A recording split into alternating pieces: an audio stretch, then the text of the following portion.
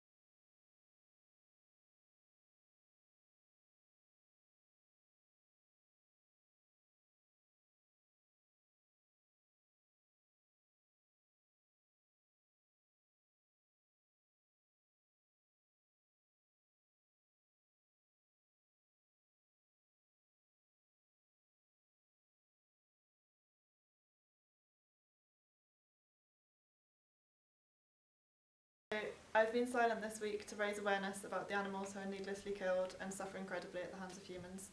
We describe them as voiceless, and to an extent they are, but they're not actually silent. They scream in agony and they cry out in misery. They've been silenced by humans. The factory farms they're tortured in and the slaughterhouses they are killed in are kept far from the sight from those who would so strongly object to it.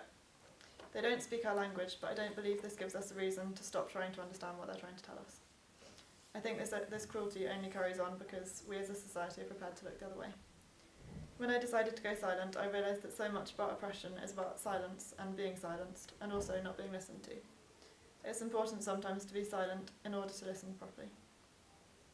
Vegans' arguments are silenced and ridiculed for being oversensitive or extreme, but there's nothing extreme about refusing to be involved in violence.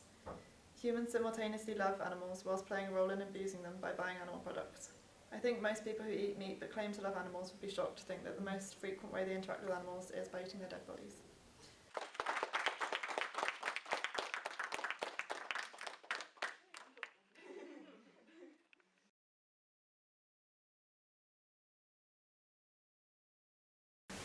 Vita, what was the most sort of powerful point of the week? At which point did it... I mean, obviously you've been vegan for life, which is already, you know, an amazing thing, and you must be thinking about animals a lot of the time, you know, if it's anything like me, thinking about them kind of 24/7, really. So at what point in the week was there any point when it just really almost got too much, or you really kind of felt tuned in even more than usual, and what was it that instigated that? Yeah, there's two moments. Me and Sada have been doing some filming, and I just sort of sat in front of the film Earthlings, which shows all the horrible things that happen to animals.